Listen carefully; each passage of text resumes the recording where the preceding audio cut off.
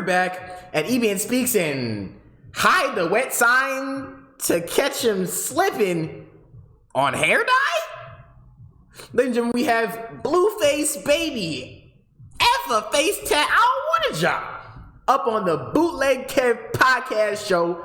Speaking on 6ix9ine. Now, Blueface and 6ix9ine have been twin. They've been referenced with each other for years since Blueface came in the game around the time that 6ix9ine was also going to jail.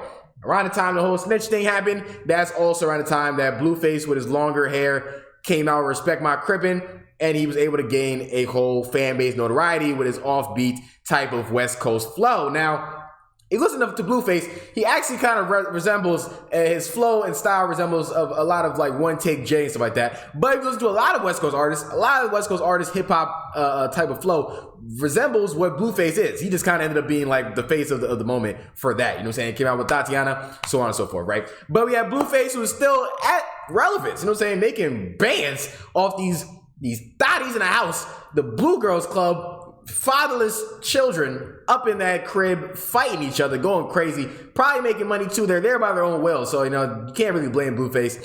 He probably definitely made some kind of contract that says, "Yo, you know you here. We ain't forcing you to be here. There's not no R. Kelly Mansion stuff going on here. You are here by your own will, right?" So Blueface don't need the money, right? But we have 6ix9ine, who was trying to box Blueface. I don't think he was trying to box Blueface specifically. He was trying to box Meek Mill or whatever and Lil Durk. But they on different paths. They trying to ignore him. And you know, the way to kill a problem is just to ignore it. Really, like, especially a person being loud and obnoxious, the way to get them to shut up is by acting like they don't exist. Like, and that's what Meek Mill did and Lil Durk did. Lil Durk put it in me. That's why I respect Lil Durk. I really do feel like, you know, whatever, people gonna have their opinions about Lil Durk. I don't know Lil Durk personally, but he pegs me to be a Chirac demon, right? But he's not gonna really get on live. He's gonna subliminally diss you. He gonna make it so that everyone knows what he's talking about, but he's not gonna say it straight up. Or he's just gonna put it in the music, and then afterwards he could be like, "Oh, I wasn't talking about you." You know what I'm saying? So I respect Lil Durk in that aspect. Meek Mill,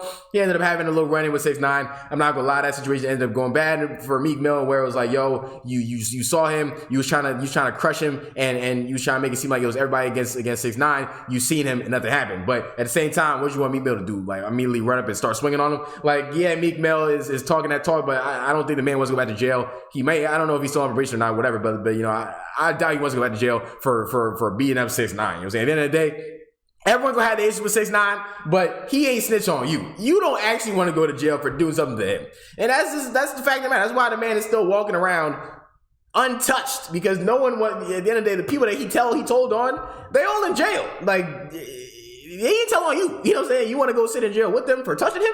I don't think anybody wants to do that. You know what I'm saying? I don't think anybody in their right mind is stupid enough to do that. But at the end of the day, they are people like Blueface. They're still going to try to stay away from him, and they don't even try to acknowledge him in the aspect. But, you know, in this video, we are talking about Blueface and his manager, Wack 100, who is also working with 6ix9ine.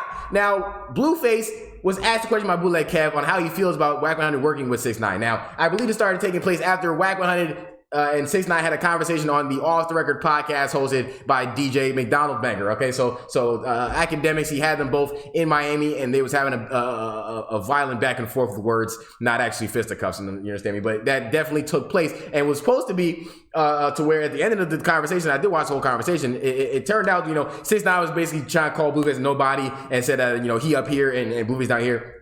Let's keep it a stat though. I gotta keep it 100. I like to keep it 100. It's what I do, right? And Blueface and 6ix9ine, we're both driving a project right now.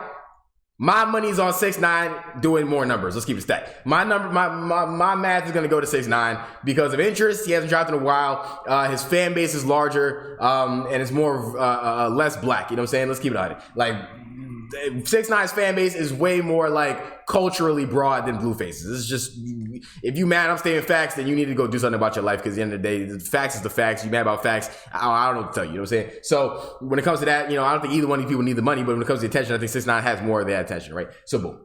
he was saying that Blueface now on the level of him, he's going to need a bag, right? And that's also what Blueface kind of referred to in the video, that their contract negotiations that kind of went where 6ix9ine was asking for an egregious number. 6ix9ine, I think, was asking for like 10 mil. He was asking for 10 mil when people was trying to kind of see him box Aiden Ross. And then Aiden wasn't going to get nearly as much money as 6ix9ine was asking for, but then that kind of just like dissipated and didn't actually happen. I'm not going to lie to you. I do want to see 6ix9ine in the boxing ring because, I think that'd just be funny. I think that'd be entertaining. I don't think that, as long as he's not boxing an actual boxer, I think it'll be entertaining in general. We've seen Blueface in the ring. He fought the TikToker Kane, who was basically just copying everybody's content. I haven't seen him on my TikTok feed in quite some time. That's what happens when you just steal other people's content and where it's like the man is literally like he's literally he was acting out people's videos to a T.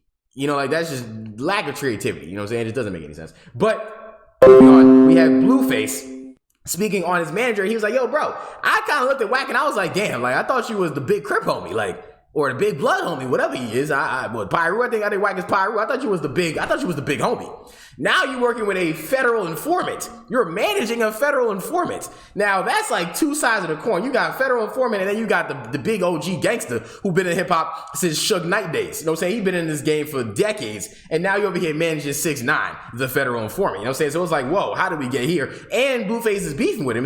But I think Blueface, what he's trying to say without really saying it, because he doesn't want to have actual beef with his manager. Because I think he actually does appreciate Wack 100. Wack 100 has been managing him since I believe because Blueface is signed to Cash Money West, which is under Cash Money. Birdman, I guess Birdman, Wack 100 have a relationship, whatever, twin them. So cool. So I don't think Blueface actually wants any type of beef with his actual manager, But we have him saying basically, I think saying it without really saying it, it's like, yo, you basically do anything for the money. He's saying, yo, get your money, but you're basically doing anything for the money because you're working with a federal informant. You're working with a federal informant. No one in hip hop likes this man, but you, out of all people, have to be the one to manage him, right? But it kind of also seems like Wack 100 has been taking 6ix9ine on his wing, and 6ix9ine out here saying a whole bunch of crazy stuff.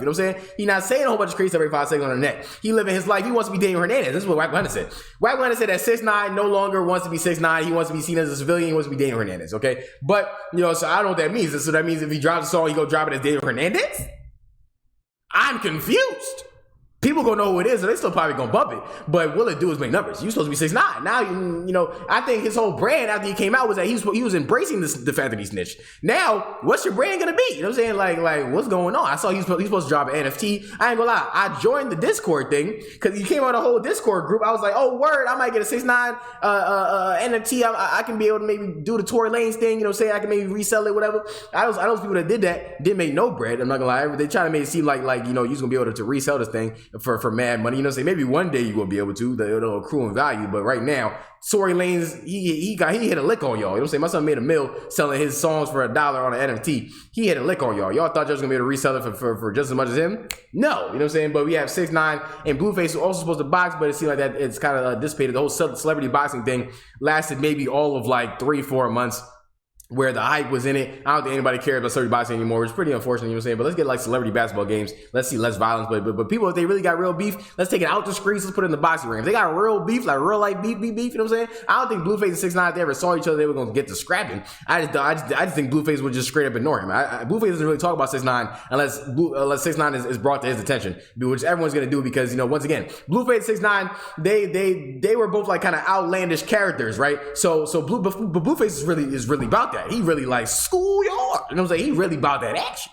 As opposed to 6ix9ine, as we see, not to say that 6ix9ine not about that action, but legally and federally, he wasn't with the smoke, So yeah, it was two different things. But we definitely saw people, compare Blueface to like Courage the Cowardly Dog and all that other stuff, But it's like they gonna hate you in the beginning, but now they love Blueface. Now they like Blueface is the most entertaining person on the net, whatever. Maybe, I don't know if they say all that, but they definitely say he's entertaining. He is an entertaining person in general.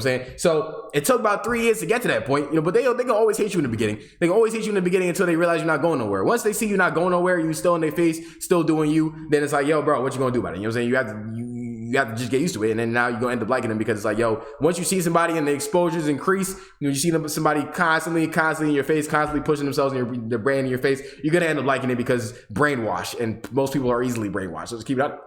I like to talk facts. Okay, we have 6ix9ine once again working with Wack 100. Okay, so I told him don't D-ride, don't blick ride. Blueface is like, yo, why are you blick riding this man?